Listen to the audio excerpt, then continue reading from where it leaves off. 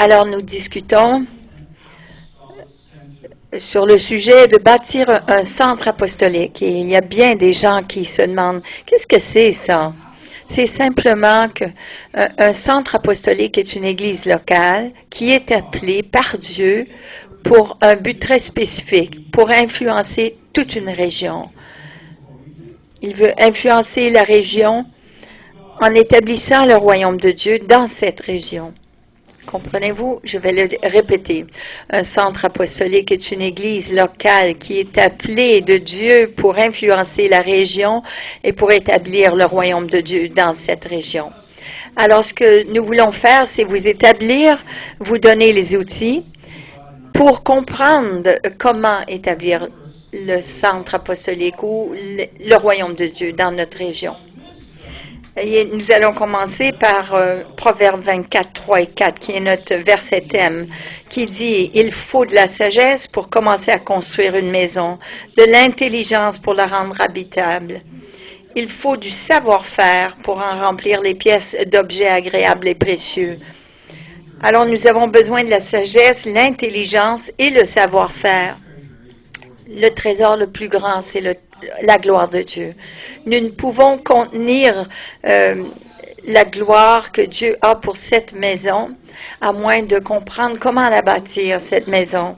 Ce qui est arrivé dans le passé, ce sont que les éléments de la gloire de Dieu venaient de temps à autre, mais nous ne savions pas comment la garder et comprendre correctement, comment bâtir correctement, afin d'établir cette maison et qu'elle soit forte, non seulement pour nous, mais pour la région, parce que l'appel est pour la région. Le plus grand, en bout de ligne, l'image que nous voulons atteindre, c'est d'établir le royaume de Dieu dans cette région. Et si nous ne faisons pas cela, alors nous passons à côté de cet appel que Dieu nous donne.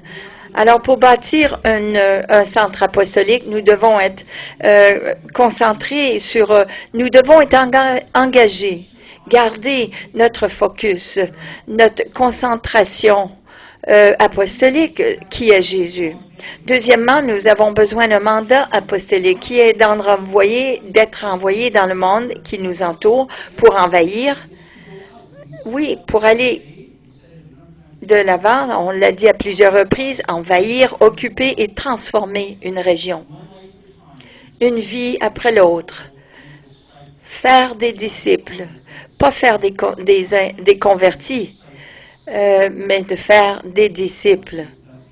Ça, c'est le mandat apostolique. Et troisièmement, c'est la prière apostolique dont nous devons être engagés. C'est la prière avec l'objectif d'avancer le royaume de Dieu. Il y a beaucoup de sortes de prières, différentes sortes. Intercession, rendre grâce, mais si nous voulons vraiment accomplir le mandat apostolique, c'est de prier une prière apostolique qui est d'avancer. L'objectif, c'est d'avancer le royaume de Dieu, établir le royaume de Dieu dans notre région. Alors aujourd'hui, j'aimerais regarder le sujet de la louange, de l'adoration. Il y a une prière unique qu'on appelle la prière apostolique de la louange, de l'adoration. Et j'aimerais qu'on comprenne ce que ça veut dire, ce que ce terme-là comprend pour nous. Alors, c'est le quatrième prédication sur notre série. Et nous allons apprendre à comprendre ce que c'est l'adoration, ce que c'est vraiment l'adoration, ce que c'est la louange. Et alors, numéro 1, dans vos notes, si vous voulez suivre, ça nous dit que l'adoration n'est pas seulement chanter des chansons à Dieu. Ce n'est pas nécessairement l'adoration de chanter des chansons.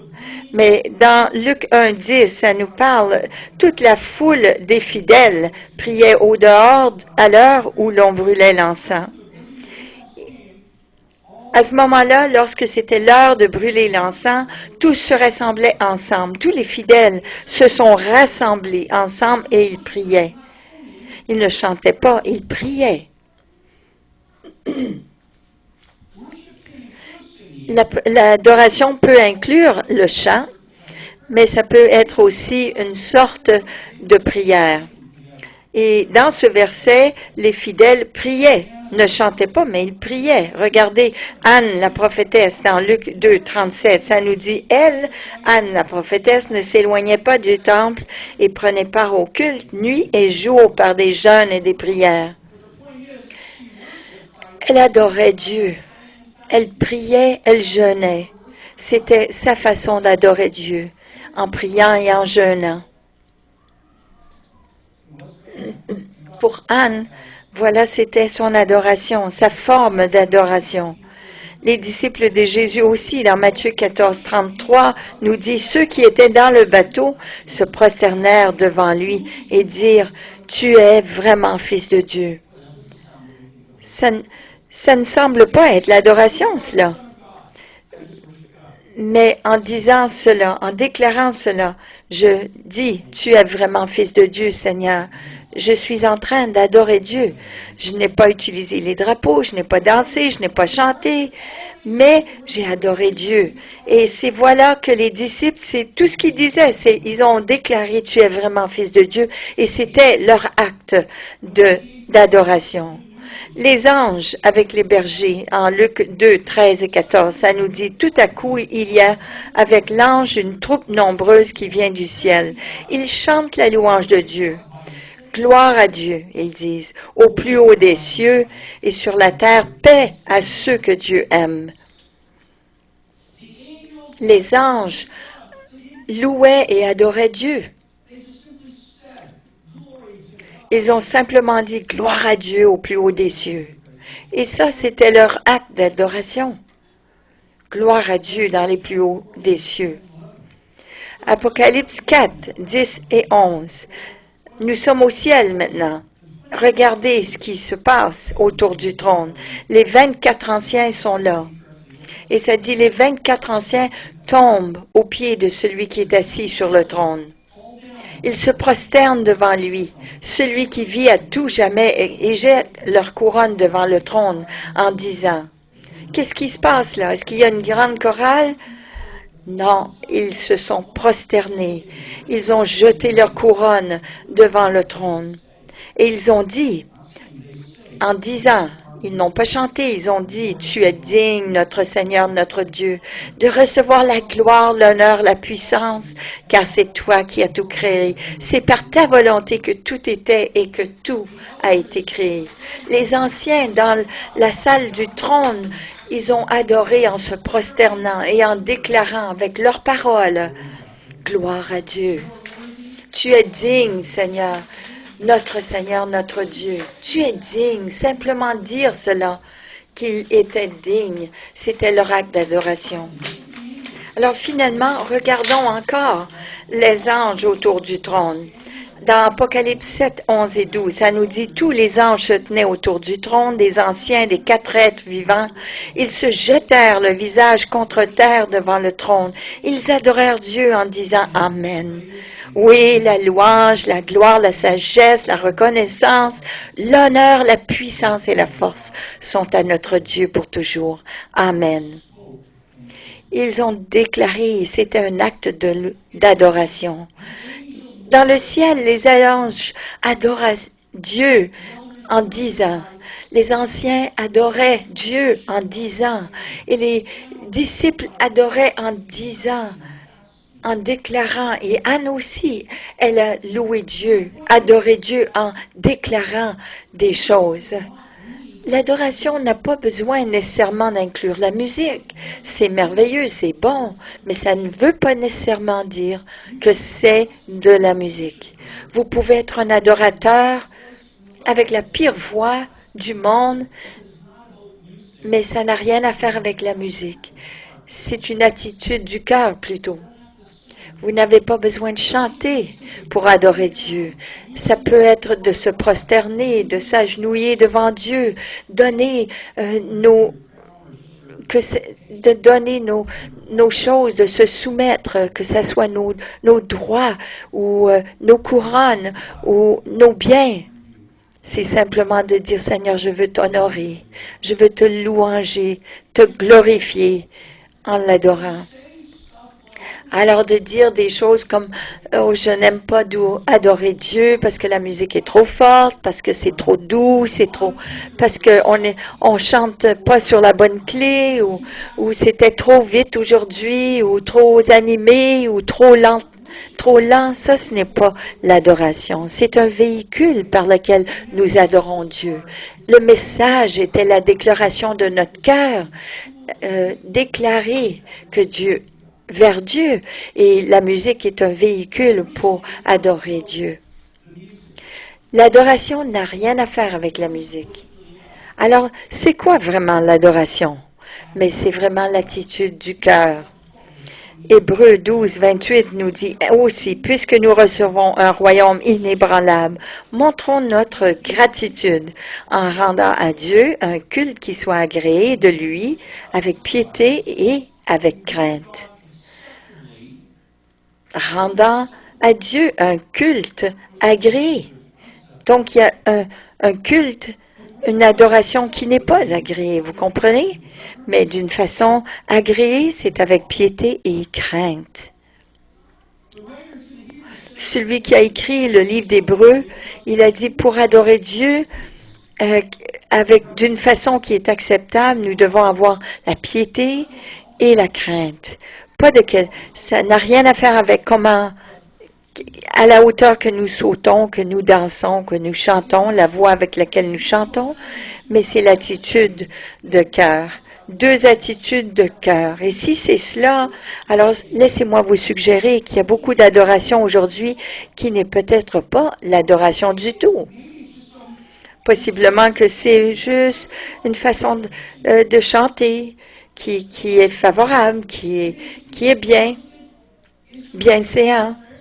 C'est possible que ça soit juste de jouer un instrument, mais ce n'est pas nécessairement de l'adoration. La question n'est pas est-ce que la musique était bonne, est-ce que la musique était inspirée de Dieu, mais ce n'est pas la question à poser. Est-ce que la question n'est pas non plus, est-ce que c'est un style de musique que j'aime? La seule question qu'on doit se poser est ceci. Est-ce que mon adoration était agréée à Dieu, était agréable à Dieu aujourd'hui? Est-ce qu'elle était pleine de piété? Est-ce qu'elle était pleine de crainte? Parce que ça, c'est une adoration qui est acceptée de Dieu. Le mot piété en grec veut dire eidos, qui veut dire littéralement les yeux baissés, reconnaissant pleinement la grandeur de la personne approchée. Et c'était de reconnaître la grandeur de la personne qu'on approche. Pas de venir avec arrogance, pas de dire hey, « Regarde Seigneur, je suis devant toi là ». Non, c'est de reconnaître que c'est devant Dieu que je viens. Et cette partie de moi veut regarder à Dieu, le Papa, mais mon cœur veut se soumettre, veut se prosterner. Je veux le révérer. Je veux déclarer qu'il est merveilleux, qu'il est grand. Lorsque nous commençons l'adoration, est-ce que nous regardons et nous reconnaissons la grandeur de Dieu? Ou est-ce que nous pensons à autre chose que nous avons laissé à la maison, les actualités? Non, la révérence. La crainte, dans le grec, ça veut dire eulabéa, littéralement qui veut dire prendre soin, d'avoir prudence, d'approcher avec prudence la crainte de Dieu, en reconnaissant pleinement la puissance de la personne approchée. Donc, je reconnais la puissance de la personne que j'approche. Oh Seigneur, je reconnais ta grandeur. Et j'approche avec crainte, avec prudence. C'est cette personne qui peut prononcer, déclarer la création par un mot. Je veux reconnaître sa puissance. Et si nous faisions cela, ça serait plus simple d'être guéri, n'est-ce pas? Au lieu d'être là à quémander, oh Seigneur, s'il te plaît, guéris. Non, Dieu veut accomplir sa volonté dans nos vies. La parole de Dieu dit que l'adoration qui est acceptable, c'est une adoration qui doit venir avec piété et crainte. Le mot adoration en grec veut dire proskuneo, qui veut dire d'embrasser. Comme un chien qui embrasse son maître se prosterne en hommage. J'embrasse mon maître. Je démontre de l'intimité et de reconnaître qu'il est beaucoup plus grand que moi, qu'il est maître. C'est de me prosterner en hommage devant celui que j'approche. L'adoration, ça concerne l'attitude de cœur. Et lorsque les disciples ont approché Jésus, ils ont dit, « Tu es le Fils de Dieu. » Lorsque les anges ont approché le trône, ils ont dit, « Digne tu es, Seigneur, de recevoir la louange, la gloire, la victoire, l'honneur. Tu es grand. Nous sommes devant toi, bouche bée. Nous sommes devant toi en adoration. » Ça, c'est l'adoration. Il y a tellement de chants que nous chantons. C'est bon de chanter, mais ce n'est pas l'adoration. Nous devons être remplis de piété et de crainte. Et il y a vraiment une façon de l'approcher. La vraie adoration, ça doit être dirigé par l'Esprit de Dieu, basé sur la parole de Dieu et personnellement vrai. Jean 4, 23 nous dit, « Mais l'heure vient, c'est maintenant où les vrais adorateurs adoreront le Père en esprit et en vérité, car tels sont les adorateurs que le Père cherche. »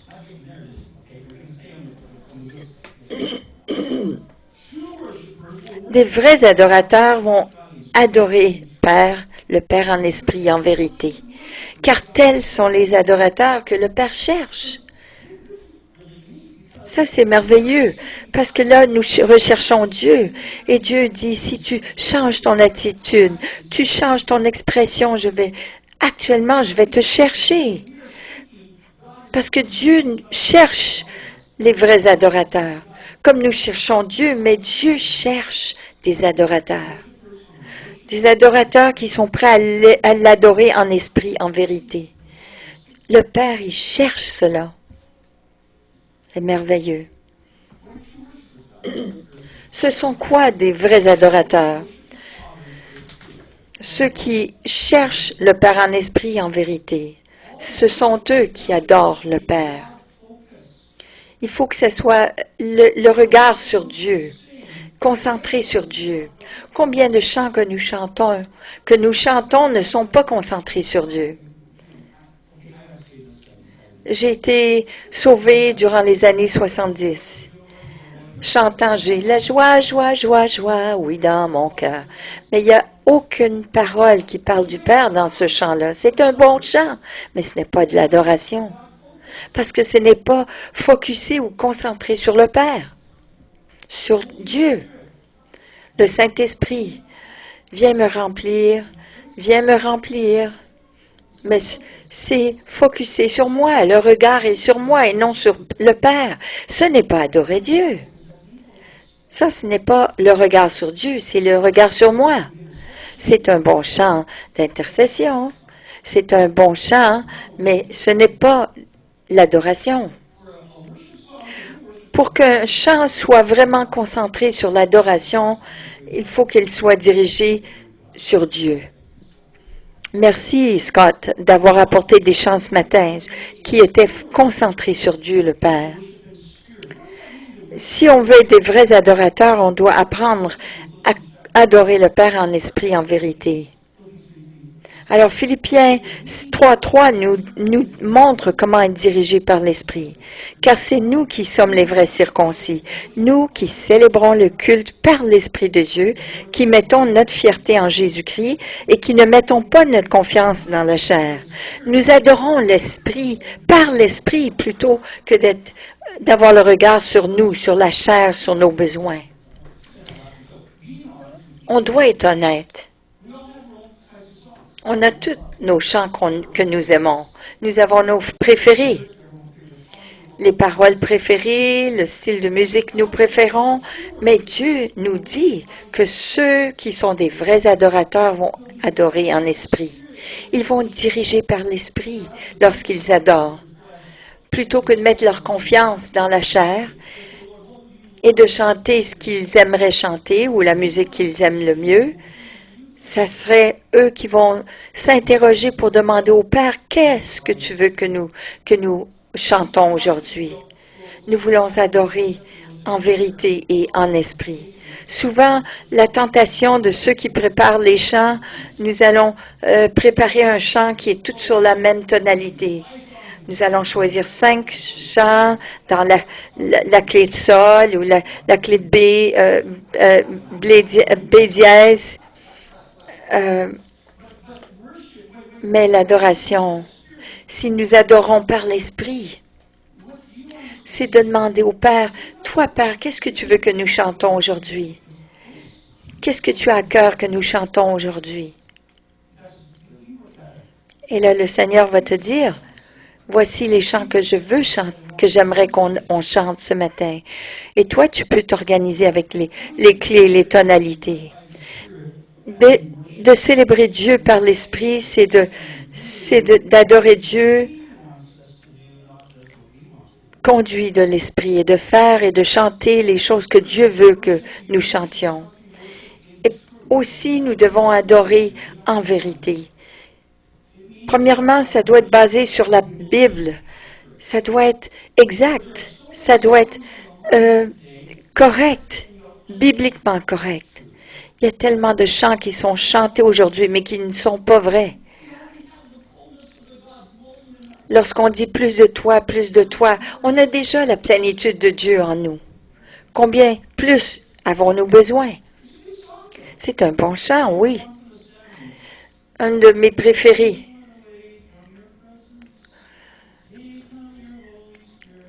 Des années 70, c'était Seigneur, ne m'enlève pas ta présence, ne me jette pas à l'écart, ne m'abandonne pas. Non, le Saint-Esprit ne fait plus ça.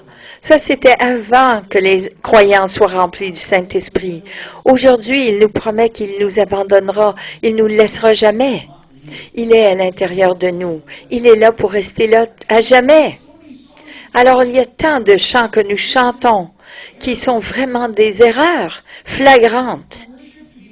Mais pour que l'adoration soit vraiment de l'adoration, ça doit être basé sur la parole de Dieu et vrai.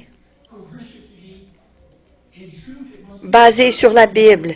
Et ça doit être deuxièmement personnellement vrai. Qu'est-ce que je veux dire par cela? Si je commence à chanter, Seigneur, tu es plus pour moi que toute autre chose, mais est-ce que c'est vrai?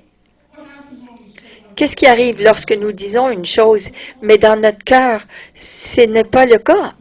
Qu'est-ce que ça veut dire? C'est l'hypocrisie dans l'Église? Non.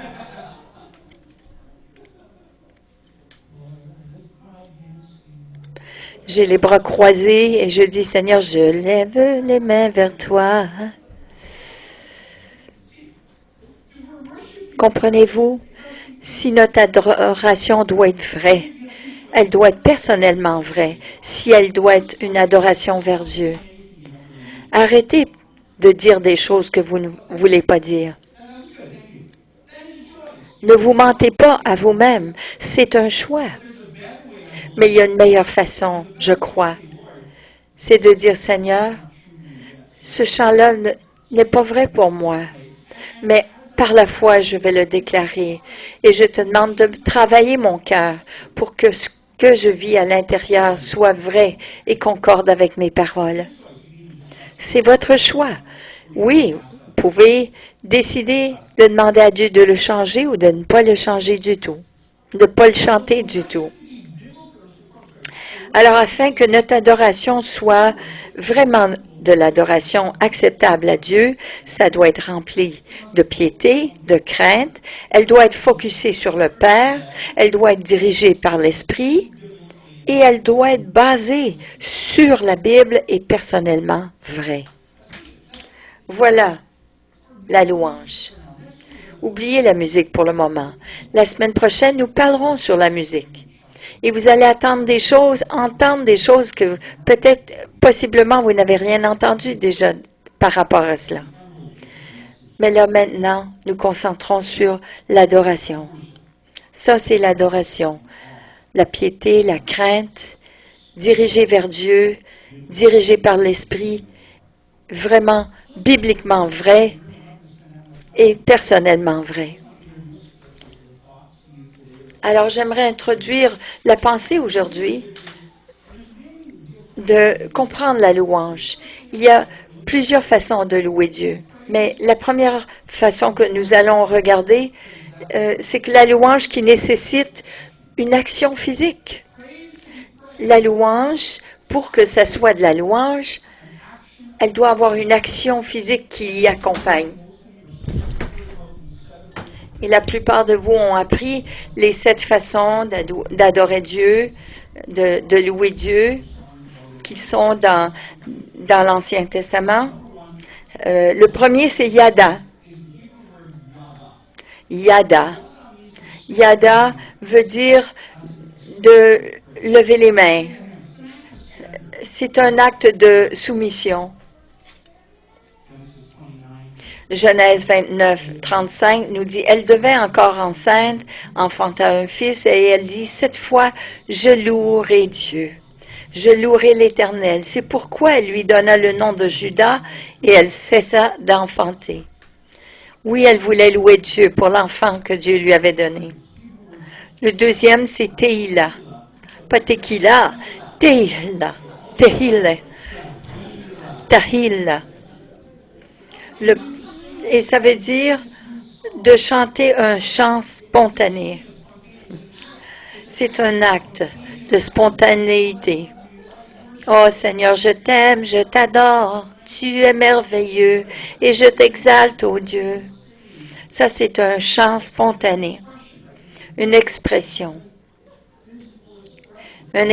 physique qui accompagne notre louange. Le psaume 22, verset 3, « Pourtant tu es le Saint, tu sièges au milieu des louanges d'Israël. » C'est chant spontané. Numéro 3, Barak. Barak veut dire de se pencher, de se prosterner, de s'agenouiller. Toute louange a une expression physique qui l'accompagne. Et de se croiser les bras n'en est pas un. De se tenir devant Dieu avec une expression physique. Barak. Psaume 103, verset 2 nous dit « Mon âme bénit l'Éternel et n'oublie aucun de ses bienfaits. » Oh Seigneur, oui, mon âme bénit l'Éternel. Je m'agenouille. Je n'oublierai jamais les choses qu'il a fait pour moi. Parce que lorsque j'oublie, je deviens orgueilleux. Alors, le quatrième, c'est halal. Halal. Alléluia. Alléluia. C'est le chant musical de halal. Halal veut dire de chanter des louanges. Alléluia, qui veut dire chanter des louanges à Dieu. Yah, c'est Dieu.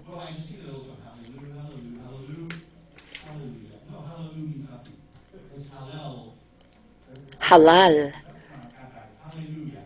Alléluia. Alléluia. Qui veut dire donner la louange à Dieu. Le cinquième mot, c'est Toda, qui veut dire lever les mains, mais ça veut dire de jeter nos mains en l'air. Oui, avec excitation, avec remerciement et rendons grâce, gratitude, Toda. Psaume 43. J'irai vers l'autel de Dieu ma joie, mon allégresse. Je te célébrerai sur la harpe, ô Dieu, mon Dieu. Oui, oui, Seigneur, je te célèbre. Alors, c'est de lever les mains en célébration. Une célébration envers Dieu. Toda.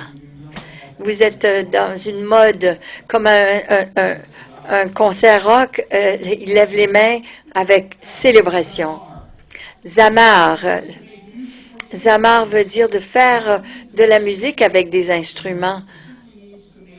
C'est de faire de la musique sur un instrument. Alors, lorsque Joe, il fait un petit peu des accompagnements et des petits accords sur sa guitare, ça, c'est de faire Zamar. Psaume 92, un cantique pour le jour du sabbat. C'est un psaume. Parfois, je prends ma guitare et je joue des instrumentales et Dieu m'aime et Dieu entend et Dieu voit mon adoration avec mon instrument. Oui, un petit peu de Tehillah. Oui. Mais par un instrument. Alors, Zamar, c'est de jouer un instrument, mais en louange, adoration. Et finalement, Shabbat. Shabbat. Shabbat, qui veut dire une adoration forte, très forte. C'est un acte de déclaration, mais au bout de toute ma voix, de toutes mes forces, que je crie vers Dieu, une adoration forte. Psaume 117:1 qui dit « Louez l'Éternel, vous toutes les nations, célébrez-le, vous tous les peuples. » Toutes les expressions de louange à une action physique qui est ajoutée, qui est attachée, rattachée à ce mot, à cette louange, à cette adoration. Comme l'adoration et le focus et la crainte et la piété qui est focusée vers Dieu, la louange, c'est la même chose, mais ça nécessite une action physique. Une autre chose aussi, c'est que la louange a un thème spécifique. Toute louange a un thème spécifique. Néhémie 12:27, ça nous dit, il y a des chants de grâce, chansons de grâce. Je les ai mis là pour vos études personnelles. Il y a aussi des chants de joie, le psaume 107:22, des chants de joie. Nous pouvons être joyeux devant le Seigneur, louanger Dieu avec la joie. Seigneur, tu es merveilleux.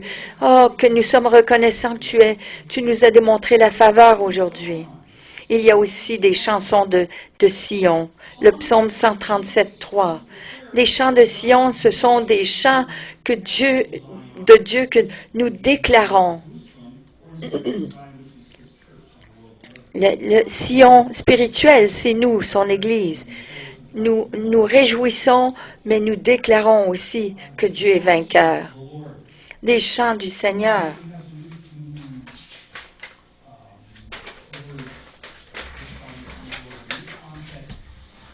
Il y a plusieurs chants du Seigneur dans ce contexte qui déclarent la bonté du Seigneur, qui est focusé sur la bonté de Dieu, sa fidélité. Qu'est-ce que Dieu fait dans ce monde aujourd'hui et comment il est bon.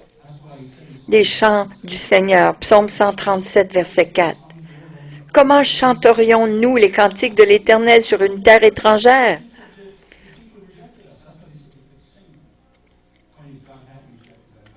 Le point, c'est que Dieu ne les avait pas abandonnés. Chansons spirituelles, Colossiens 3:16. Ce sont des chants spontanés, de louange, parce que vous êtes remplis, vous êtes dépassés par les événements et vous vous réjouissez de voir que Dieu est avec vous. Lorsque j'étais plus jeune, que j'avais 25, 26 ans, je travaillais à Hamilton comme ingénieur et je marchais vers la maison parce que je portais un uniforme et là, je marchais sur la rue principale et soudainement, cette joie est venue me remplir. Et je sentais cela bouillonner. Là, j'ai posé ma valise et j'ai levé mes bras en l'air et j'ai commencé à louer Dieu. Et les voitures qui passaient klaxonnaient et me regardaient comme, qu'est-ce qu'il a, celui-là? Mais ça, c'était une louange, un chant de joie pour louer le Seigneur, un chant spirituel. Il y a aussi des chansons de dévouement. Lorsque vous faites une dédicace, vous louez vous dédiez votre vie, votre Église, votre enfant. Pourquoi est-ce que nous chantons à des mariages? C'est parce que c'est une journée de dédicace. Chanson de dévouement, psaume 30, verset 1. Il y a aussi des chansons de mariage. Psaume 45, verset 1. David a composé un chant parce qu'il y avait un mariage qui se préparait. C'était un chant d'amour. Les chansons de Moïse, dans Apocalypse 15, verset 3, si vous regardez les chants que les cantiques que Moïse avait écrits, c'était tous des chants de victoire, de délivrance, en proclamant que Dieu était un Dieu grand. Il y a aussi des chants de l'agneau, des chants de louange à l'agneau de Dieu. Apocalypse 15, verset 3.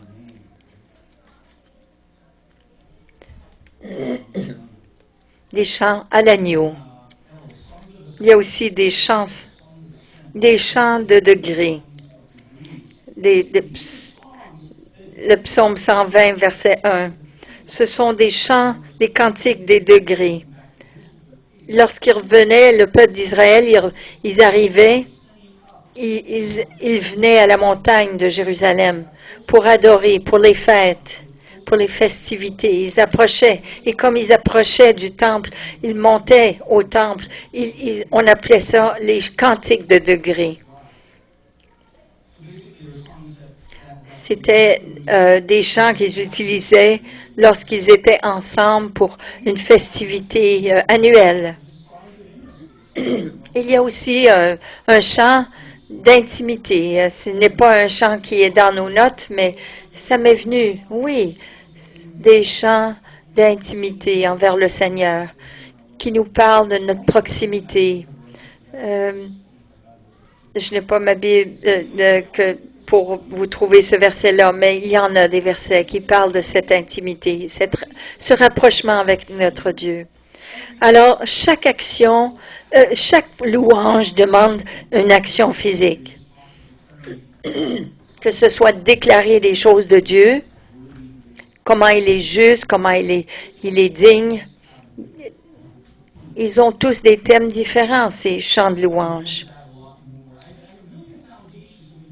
J'essaye de bâtir une fondation pour que nous puissions voir l'adoration apostolique dans l'Église, dans le centre apostolique.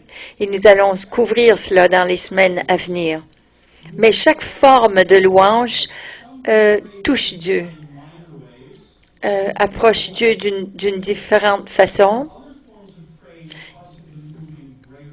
Mais il y a des formes de prière, de louange qui poussent Dieu à agir d'une autre façon. Mais Dieu répond toujours à la louange. Il peut être heureux et sourire sur son peuple aujourd'hui, mais ça touche toujours son cœur. Mais il y a différentes façons de toucher son cœur. Il y a des chansons de délivrance. Le psaume 32, 7 qui nous dit « Tu es un asile pour moi, tu me garantis de la détresse, tu m'entoures de chants de délivrance. » Oh oui, Seigneur. Alors, ce qui arrive, c'est que nous sommes là en train de chanter et de déclarer que Dieu est notre délivrance. Et la parole de Dieu nous dit que lui aussi déclare ces choses. Il chante des chants de délivrance sur nous. Et lorsque Dieu fait cela, se lève comme un héros pour chanter ces chants de délivrance sur nous, il fait exactement ce qu'il dit.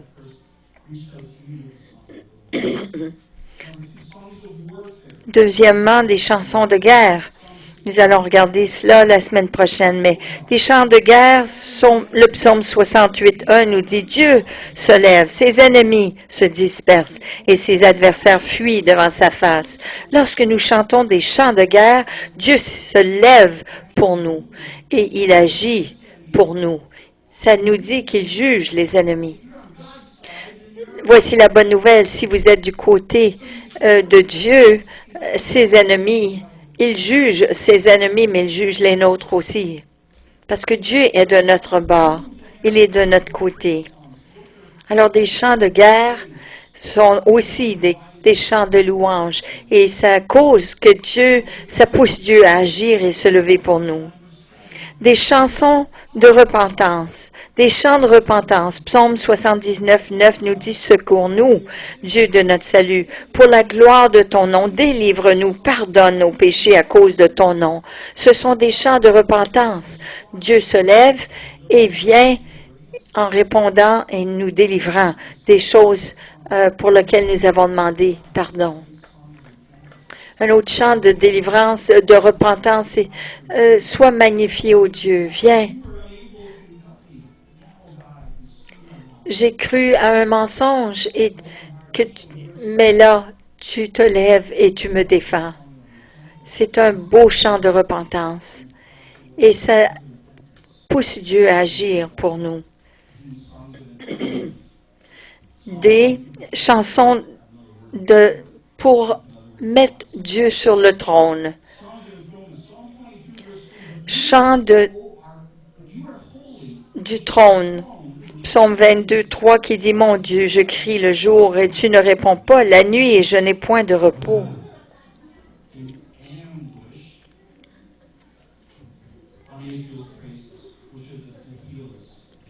Et voilà que lorsqu'on chante ces chants de Tehillah, c'est Tehillah, Dieu répond à nos Tehillah, spontanés. Et Dieu dit, si tu fais cela et tu cries à moi, de cette spontanéité, comme on dit, du sein, jaillira cette fontaine, Dieu va habiter cette louange. Et il va siéger sur le trône.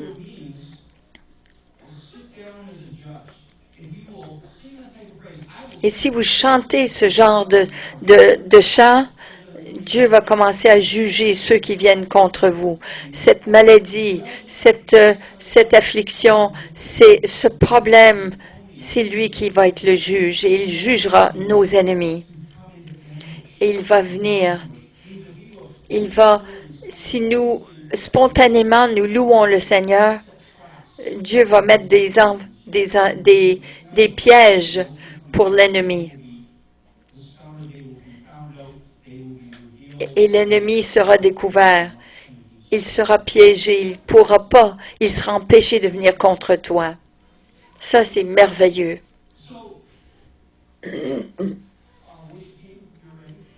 Alors, j'inviterai l'équipe d'adoration.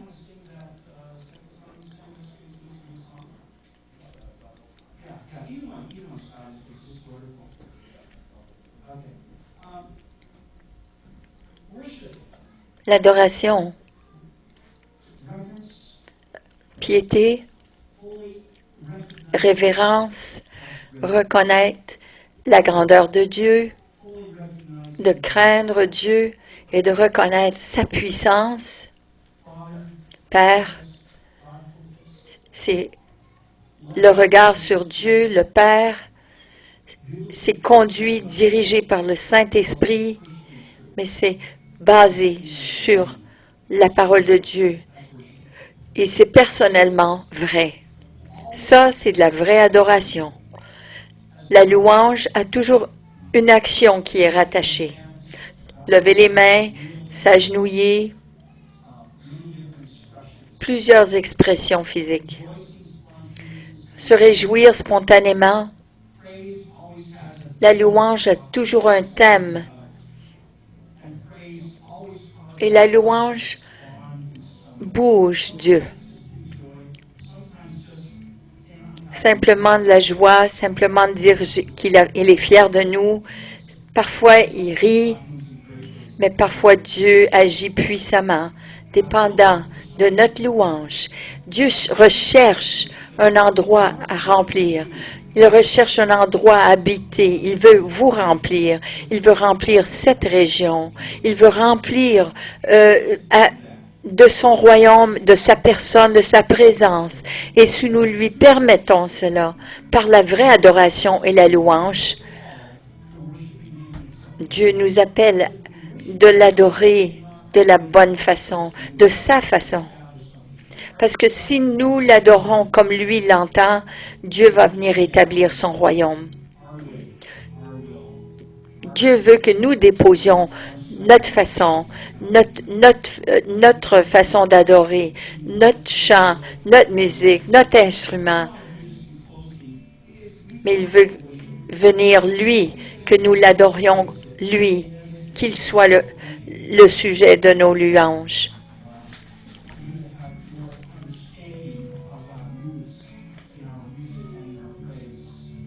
La semaine prochaine, j'aimerais continuer à enseigner là-dessus sur de quelle façon Dieu veut habiter nos louanges. Mais là, je vous appelle à louer Dieu. Levons-nous ensemble et adorons Dieu ensemble.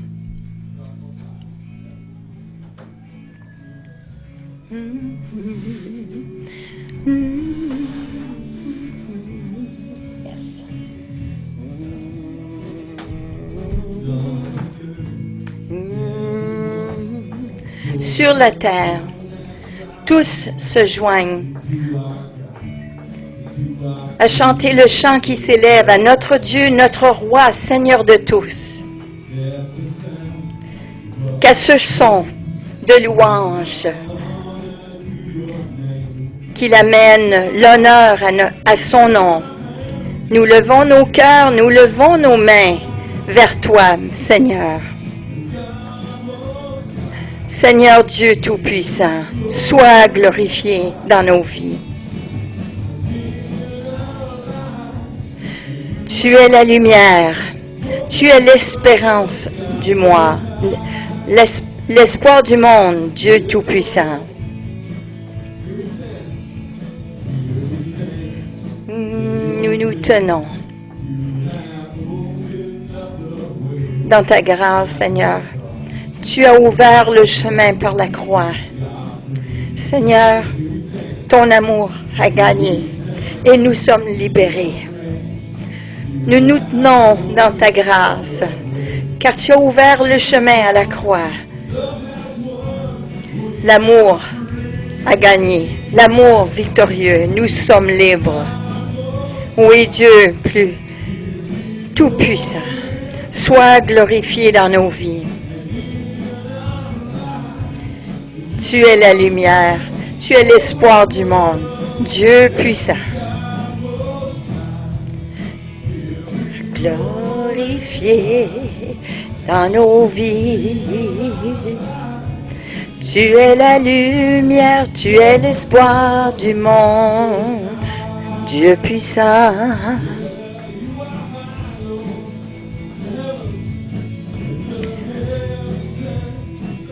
Les cieux et la terre chanteront. Tu es glorieux, tu es glorieux. Entendre l'anthème de notre louange, nous glorifions ton nom, Seigneur. Oui, la terre et les cieux chanteront que tu es glorieux, Seigneur.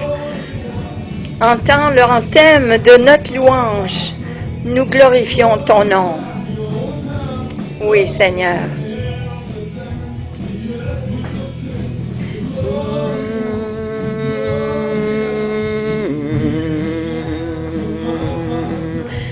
Nous glorifions ton nom.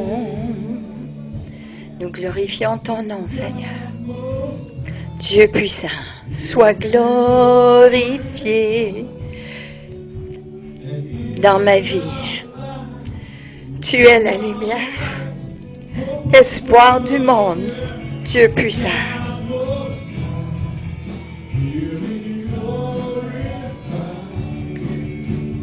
Dans ma vie, tu es la lumière, l'espoir du monde.